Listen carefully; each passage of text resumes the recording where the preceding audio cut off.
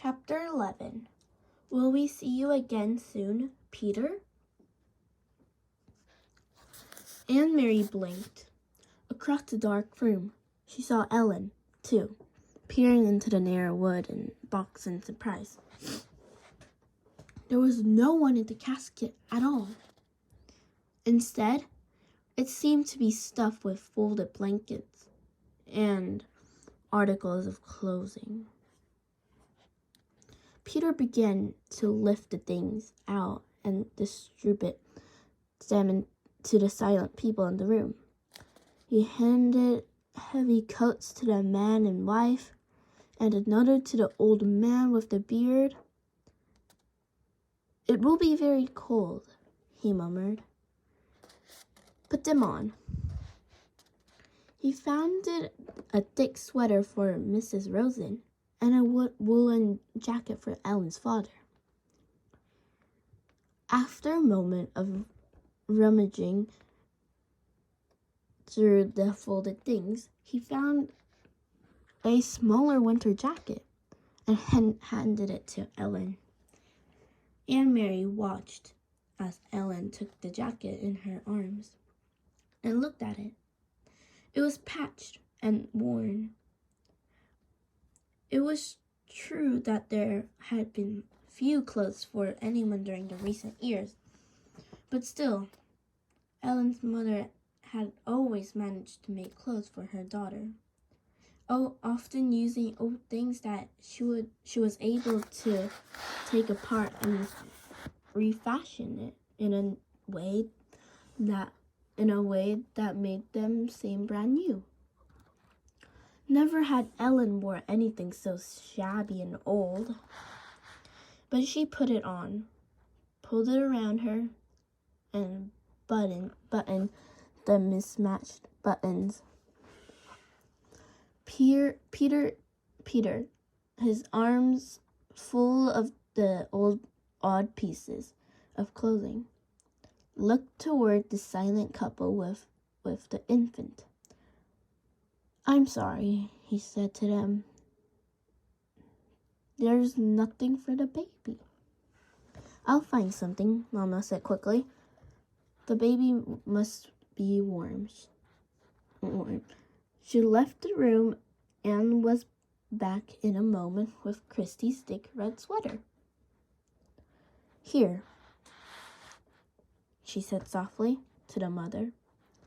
It will be much too big, but that will make it even warmer for him." The woman spoke for the first time. "Her," she whispered. "She's a girl. Her name is Rachel." Mama smiled and helped her direct the sleeping baby's arm into the sleeves of the sweater. Together they buttoned the heart-shaped buttons. How Christy loved that sweater, with its heart buttons, until the tiny child was completely encased in the warm red wool. Her eyelids fluttered, but she didn't wake. Peter reached into the pocket and took something out. He went to the parents and leaned down toward the baby. He opened the lid of the small bottle in his hand. "How much does she weigh?" Peter asked. "She was 7 pounds when she was born," the young woman replied. "She's gained a little, but not very much. Maybe she weighs 8 pounds now? No more. A few drops will be enough then. It has no taste. She won't even notice." The mother tightened her arms around the baby and looked up at Peter, pleading. "Please, no," she said. She always sleeps all night. Please. She doesn't need it. I promise. She won't cry." Peter's voice was firm. "We can't take a chance, he said. He inserted the dropper of the bottle into the baby's tiny mouth and squeezed a few drops of liquid onto the tongue. The baby yawned and swallowed. Her mother closed her eyes. Her husband gripped her shoulder. Next, Peter removed the folded blankets from the coffin. One by one he handed them around. "Carry these with you," he said. "You'll need them later for warmth." Aunt Mary's mother moved around the room and gave each person a small package of food. The cheese and bread and apples that Aunt Mary had helped her prepare in the kitchen hours before. Finally, Peter took a paper-wrapped packet from the inside of his own jacket. He looked around the room at the assembled people, now dressed in the bulky winter clothing, and then motioned to Mr. Rosen, who followed him to the hall. Aunt Mary could overhear their conversation. "Mr. Rosen," Peter said, "I must get this to Henrik, but I might not see him. I am going to take the others only to the harbor, and they will go to the boat alone. I want you to deliver this without fail. It is of great importance." There was a moment of silence in the hall, and Aunt Mary knew that Peter must be giving the packet to Mr. Rosen. Aunt Mary could see it protruding from Mr. Rosen's pocket when he returned to the room and sat down again. She could see, too, that Mr. Rosen had a puzzled look. He didn't know what the packet contained. He hadn't asked. It was one more time Aunt Mary realized when they protected one another by not telling. If Mr. Rosen knew, he might be frightened. If Mr. Rosen knew, he might be in danger. So he hadn't asked, and Peter hadn't explained. "Now," Peter said, looking at his watch, "I will lead the first group. You, and you, and you." He gestured to the old man and the young people with their baby. "Ingie?" he said. Aunt Mary realized that it was the first time that she had heard Peter Nielsen call her mother by her first name. Before, it had always been Mrs. Jonason, or in the old days, during the merriment and excitement of his engagement to Lyles, it had been occasionally Mama. Now it was Ingie. It was as if he had moved beyond his own youth and had taken his place in the world of adults. Her mother nodded and waited for his instructions. "You wait 20 minutes, and then bring the Rosens. Don't come sooner. We must be separate on the path, so there's less chance of being seen." Mrs. Jonason nodded again. "Come directly back to the house after you leave, after you have seen the Rosens safely to Henrik.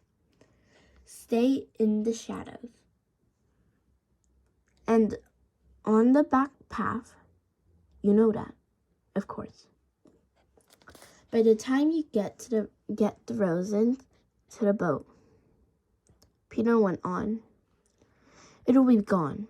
As soon as I deliver my group, I must move on. There's other work to be done tonight." He turned to Aunt Mary. "So I will say goodbye to you now." Aunt Mary went to him and gave him a hug. "But will we see you again soon?" she asked. "I hope so," Peter said. "Very soon. Don't grow much more, or you will be taller than I am, little Longlegs." Aunt Mary smiled. But Peter's comment was no longer to be lighthearted fun of the past. It was only on the brief grasp at something that had gone. Peter kissed Mama wordlessly. Then he wished the Rosen Godspeed, and he led the others through the door. Mama, Aunt Mary, and the Rosens sat in silence. There was a slight commotion outside the door, and Mama went quickly to look out. In a moment, she was back. "It's all right," she said in response of their looks. The old man stumbled, but Peter helped him up. He didn't seem to be hurt. Maybe just pride, she added, smiling a bit. It was an odd word, pride. Aunt Mary looked at the Rosens sitting there, wearing the misshapen,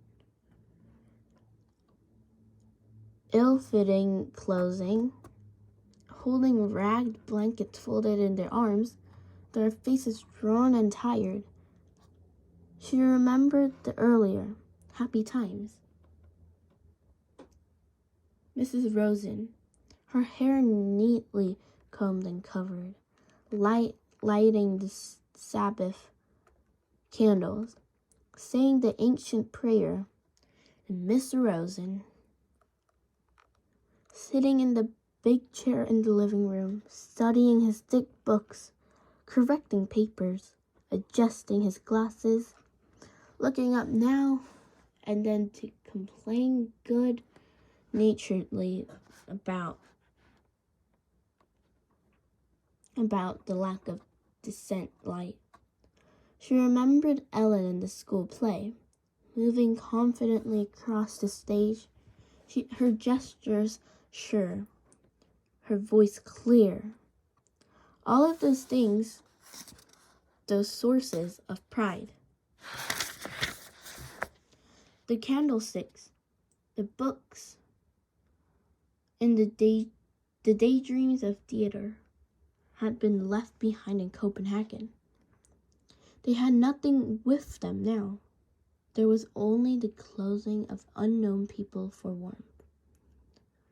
The food from Henrik's farm for survival, and the dark path ahead through the woods to freedom. Aunt Mary realized though she had not really been told, that Uncle Henrik was going to take them in his boat across the sea to Sweden. She knew how frightened Mrs. Rosen was of the sea. It's deep, it's cold. She knew how frightened Ellen was of the soldiers, with their guns and boots, who were certainly looking for them. And she knew how frightened they all must be of the future. But their soldiers were all straight, as they had been in the past. In the classroom, on the stage, at the Sabbath table. So there were other sources, too, of pride. And they had not left everything behind.